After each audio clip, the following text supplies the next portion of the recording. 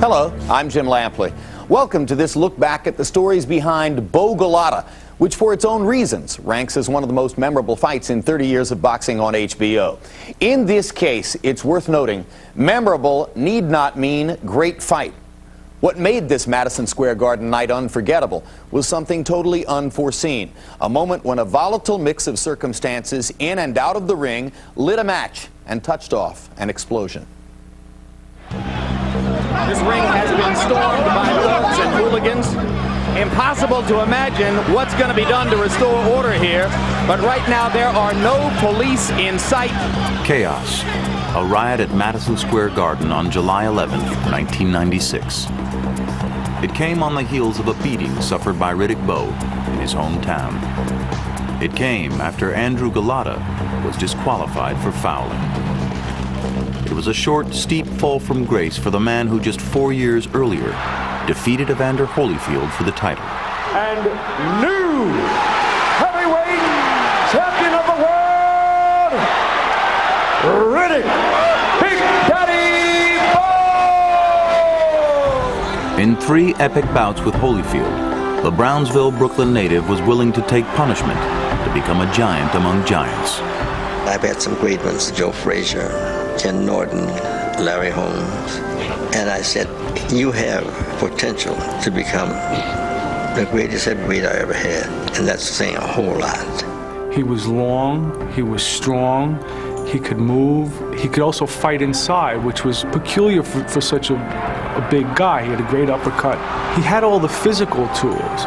What Bowe didn't have was the same dedication to remain champion as he had had to become champion. His Hall of Fame trainer, Eddie Futch, had seen it coming. He had some doubts as to whether or not he would discipline himself and not let himself disintegrate in between fights. He loved the idea of the trappings of success. He hated the process of preparing to be great. And I felt like, I worked so hard where I could enjoy myself, and that's what I did. You only live once. Futch's worst fears were founded. Bowe lost the title to Holyfield in their second fight when he entered the ring at 246 pounds, 11 pounds more than the night he won the title. He would be champion only once for 1 year. Riddick Bowe was starting to squander the enormous physical talents that he had. Even though he won the third Holyfield fight, he won primarily because Holyfield just got tired and he was able to knock him out. It had to do with him living badly and weight fluctuations, 50, 60, 70-pound swings. And that yo-yo effect over time eroded his reflexes and hurt his skills. Hoping to get another title shot, Bowe was matched with an underestimated opponent, Andrew Golota, for a homecoming tune-up. In part because he didn't take Golota seriously, Bowe found himself faced with a serious opponent. I just thought they're sticking him up against opponent just to keep him busy until the whole thing with Mike Tyson can eventually be set up. I just looked at it as if it was a payday. I thought 2-3 rounds we would be going home. If he was always going to go up and down the scale, sooner or later he would pay a price for that. But you didn't necessarily suspect that it was going to come against a guy like Golota. In the same 1988 Olympics in which Bowe won a silver medal, Andrew Golota of Poland won a bronze. Like most fighters, he had had a rough start in life and found an escape in boxing. He was big, strong, athletic, and wild. He was raised in a ghetto part of Warsaw in Poland with a lot of crime going on. He is known to be a street guy. Golota came to America in 1990 in an effort to avoid prosecution. He settled in Chicago, the city with the largest Polish population outside of Warsaw. He was involved in brawl in a bar, supposedly gun involved, and he was afraid he will go to jail. He basically escaped from Poland. Chicago was a place where Andrew Golota could find, friends, where he could find some employment or some kind of support. When he came to the States, he said, my boxing career is over, I want to be truck driver. And this was his dream, just to have an 18-wheeler and just go to Arizona. But fighting was what he did best. He went to a gym and turned pro. He was hoping in the beginning, it's just, temporary thing, boxing. I will just earn maybe a couple of bucks, will be fine, and then I will be a businessman. But then his career started to progress. Main Events, which promoted Evander Holyfield and Lennox Lewis, signed Golota. 4 years later, the 6'4", 240-pound Golota was unbeaten and largely unknown. Still a work in progress. He's 25-0. He's starting to get some recognition. He's a big white guy. There's an appeal there. And he wasn't just a white guy. I mean, I think he was a white guy that could fight. Big, good-looking guy, strong guy, could punch, could fight, could do it all, Golota seemed like an ideal opponent for Bowe. Good, but not too good. As an added bonus, the match boasted two big men with controversial tendencies. There's the bell, and now some extra work. Oh, a little kickboxing by Elijah Tillery. Bowe won't stand for that. Rock Newman, the manager of Riddick Bowe, and a tag team comes in. Rock wasn't going to have Elijah kicking Riddick, injuring him, and then throwing him off for a year or two. During his rematch with Evander Holyfield, Bowe's crew also imposed street justice on the infamous Fan Man. There's a massive melee at ringside. Rock Newman, Riddick Bowe's manager, was right there. We was like, hold up, this guy's fucking us up. How does this stuff find us? It was just utter chaos. All you could do was to try to react to it as best you could. Rock is confrontational. Rock is from the politics of engagement, not from the politics of contemplation. Golota did his own dirty work.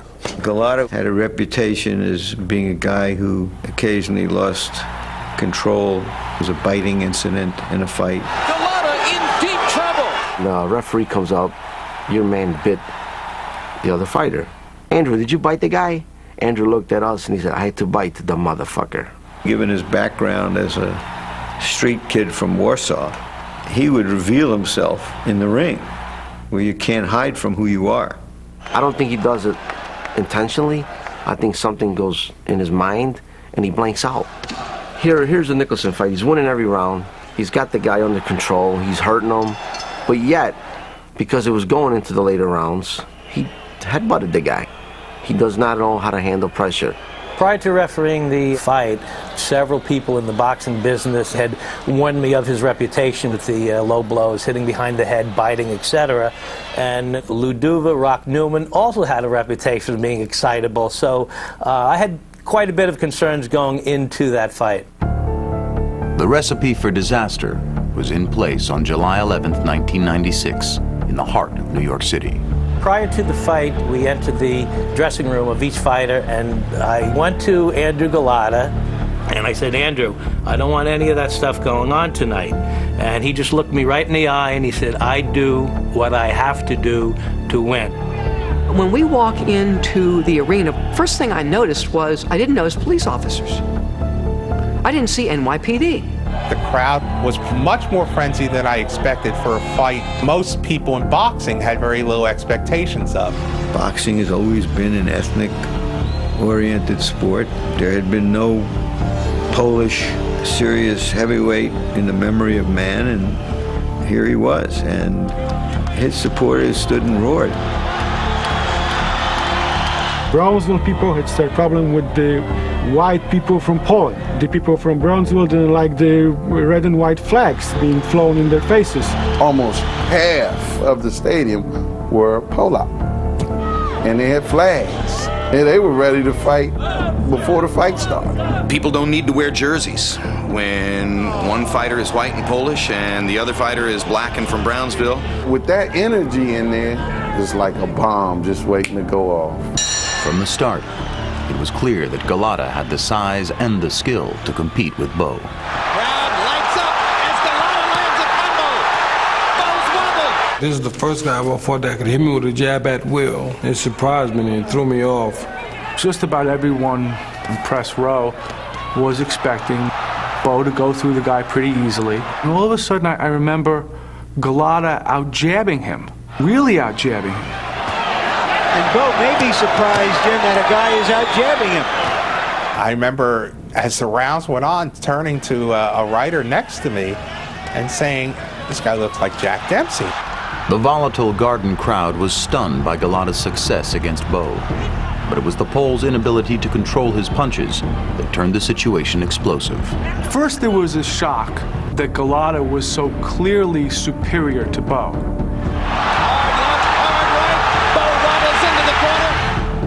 Then there's this shock that he's hitting him low, and he keeps hitting him low. What the hell's going on here?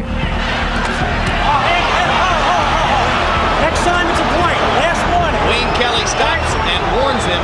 No point deducted so far.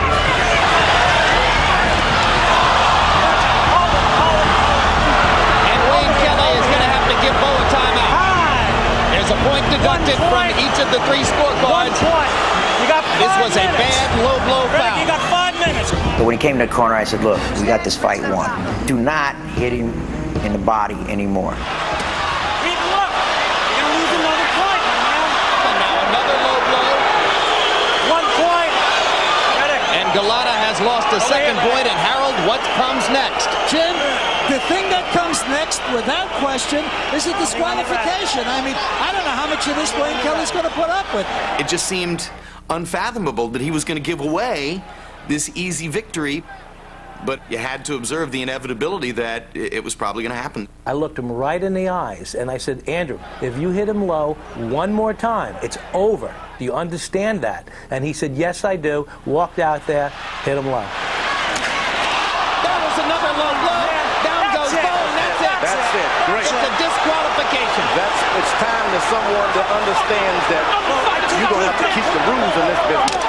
And now there's a fight in the ring that's been started by some of Bowe's handlers who went after Lou Duva, and somebody's going to get hurt in there. I remember a guy from Bowe's camp jumping into the mix and started to tomahawk Golota. I wasn't going in there to hit Golota until I felt like I was assaulted. And there are more people trying to go in, and security. Don't do it. Don't do it. Don't do it. They'll stop it. Don't. Get back. Go back where you'll see the tongue. Get back there. My microphone got knocked off my head. Don't do it, son. Don't do There's that. There's danger all over the place here. This is a very desperate situation. Lou Duva's in trouble. Lou Duva's in trouble on the ring mat. When he was on the ground, he was getting kicked. He was getting punched. 70-year-old man, he was helpless. First thing I thought is, oh my God, Lou's died in there, right in the middle of all this craziness in the ring, but he clearly wasn't conscious. Duva's being taken out on a gurney right now, and we hope that they can get it through the crowd. And they had about 4 or 5 guys carrying it, and they were turning me over. I said, for Christmas' sake, it's safer to go back into the ring and fight. You guys are killing me over here, you know? 4 minutes after Golota was attacked, Duva was taken to the hospital for observation. The violence in the garden was spreading. George Foreman trying to be the peacemaker. What are you doing? Hey, what are you doing, guys? What are you going to accomplish in there? I don't know if it was racial, but it felt sort of tribal. It felt like what I imagine a soccer riot could be like. People were getting hit over the head with chairs. People were getting stomped on. It's flaring up again now behind us. Another riot. Guys jumping over these riots chairs. and fights are breaking out at ringside. At that point, I realized, well, if I stay here, I'm not going to be able to report much longer because this whole setup is bound to come apart. And I just dumped off my headset and ran up one section in Madison Square Gardens to deliver a little bit broader perspective on what was going on. And I've never been involved in a more personally terrifying situation than that one. This ring has been stormed by thugs and hooligans. Obviously, emotions were flowing high on both sides. You expect that in a matter of a minute or two, the powers that be are going to get it organized and cleared up. Well, there were no powers that be, were there? It was the desire of Madison Square Garden to provide their own security. And of course, since it's a private arena, unless you're invited in, you can't be there. In the beginning, there was no security at all.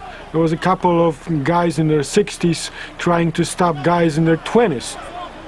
I was actually at home. I was watching TV, and a flash came across the TV that there was a riot going on in Madison Square Garden. So I called my security detail, and I responded. Some 15 minutes after Golota was attacked, Safer's security force finally arrived. It was worse than I thought it would be, and my biggest concern was that we had not been notified in a timely manner. Order was restored some 23 minutes after the fight ended. Ross Greenberg, producing from the truck, said to me, okay, I think we've covered this. Offer whatever personal comment you want to make, and then take us off the air. Something about that phrase just triggered the recognition. By the way, I've got a teenage daughter in here somewhere. I'm going to go find her. That became the personal comment. Situation. Myself, I got a 16-year-old daughter in here somewhere, and I'm looking to be sure that she's safe.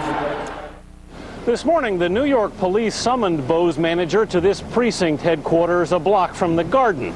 He was ordered to review the videotapes and identify anybody from Bowe's camp involved in the fighting. I remember just being so personally angry with Golota that, you know, I went into the ring and screamed at him. 10 seconds later, the ring was full. Now, history has it that I started a riot. And now the number of arrests are up to 10. The police are reviewing the videotapes with boxing officials and will make further arrests based on an analysis of the videotapes. In all, 22 people were injured and 14 arrests were made, including Jason Harris, a member of the Bowe security staff. Harris, it turned out, had a record of violence, including the Fan Man incident, when his weapon of choice had been a walkie-talkie. He was given a 5-year suspended sentence. Oh, I paid my dues. I was in the middle of being investigated for a police department. You know, when I got back, my investigator called me and said, Jason, sorry. The turmoil overshadowed the fact that despite the victory, Bowe had been battered. A rematch would be big. It was set for 5 months later in Atlantic City. This time, Golota's trainers concentrated on Bowe's belt line. So the punches are going to be coming up here. They're going to be hitting him on the chin.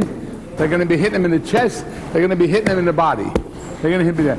Over here, we've taught Andrew to keep away. This is a no zone over here. Bowe, dedicated now, shed 50 pounds in 8 weeks and appeared to be in championship form at 235 pounds. He embarrassed me. He did all the things to me that I should have did to him. I wanted to redeem myself.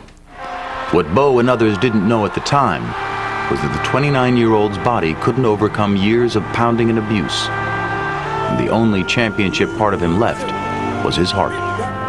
From the opening bell, he looked lethargic in the ring. And it soon became apparent that he was a spent force. That first fight was not just a matter of conditioning. He was an old fighter before he got old. He proceeded to hammer Bowe with the most continuous assortment of power punches that any heavyweight has ever had to take in a big fight.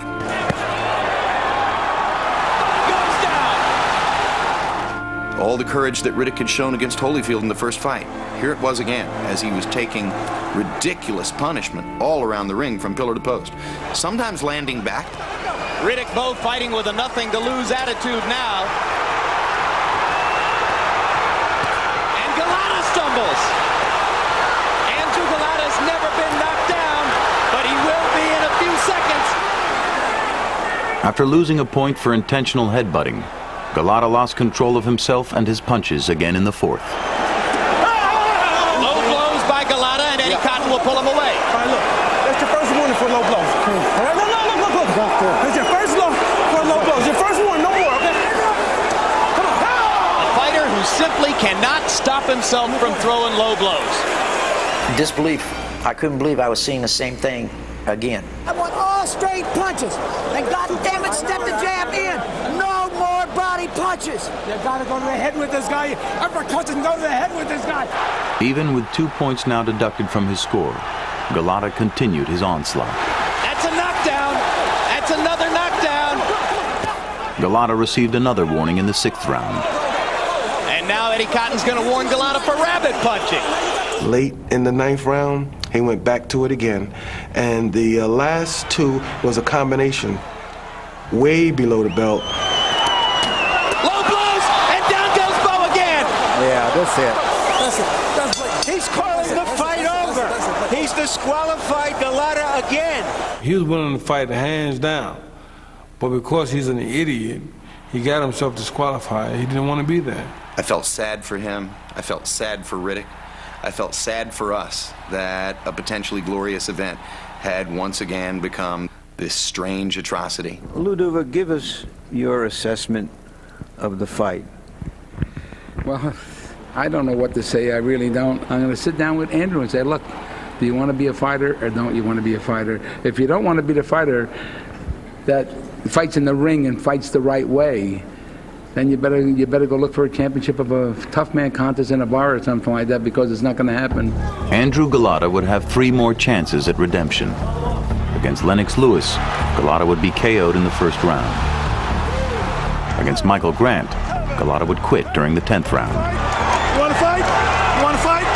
You want to fight? He's saying no. He said he didn't want to fight. And after 2 rounds with Mike Tyson, Golota quit the fight and boxing. When I was trying to put that mouthpiece in his mouth, I should have shoved it up his ass. I said to him, Andrew, don't do this to yourself. And then he didn't want to know nothing. He pushed me away. Whatever demon it was that forced Andrew Golota to do those things in the ring, he couldn't stop it. He had no control. Currently, Golota lives in Chicago and is facing criminal charges for a melee outside a hotel in Poland in November of 2002. For Bowe, who took way too many clean blows in big fights, his days as a fighter were also over. His reflexes and responses weren't quite what I would have expected, especially somebody that's 28 years old. If you look at Riddick's speech pattern from the Holyfield Bowe era. You underestimate my stamina, my punching power. You know, Bert Cooper knocked Evander Fell in the rope, I knocked him down. To the Bowe Golota era. It's totally different. I mean, you look at it like this guy's like Golota's somewhat, you know, fresh. He hasn't had as many fights, so therefore he don't get his time. But as soon as fatigue set in a little bit, that's when he started hitting me low. One of the major hallmark symptoms of chronic brain injury is personality changes, aggressive behavior, problems in someone's personal life. 1 month after the second Golota fiasco, Bowe made a strange decision. Well, I'm not retiring, and I'm not going to announce my next fight until after I do something else. And that something else is join the United States Marine Corps. For a guy who had trouble training for a fight worth tens of millions of dollars, how the hell is this guy going to go to Paris Island and wake up for reveille? Bowe's first day of Marine Corps training was February 18th, 1997. He would be a civilian again just 3 days later. I didn't expect the drill instructors to give me such a hard time. Returning to civilian life wasn't easy for Bowe. A string of domestic disputes resulted in a separation from his wife, Judy. She left and took the kids down to North Carolina. I kind of felt like a part of me died. And what good was I? I got a call from one of Judy's nieces to say that Bowe had come and he had taken the family. What people must understand is that what I did, I'm not proud of it, but I did it out of love. Bowe pled guilty to interstate domestic violence, and in November of 2002 was sentenced to at least 18 months in prison. In a sentencing hearing, his defense team claimed that injuries to his brain from boxing were partly to blame for his decision-making. This is a different Riddick Bowe than that fresh, young, big, bear of a guy who first fought Evander. You know what? God has a way of humbling you.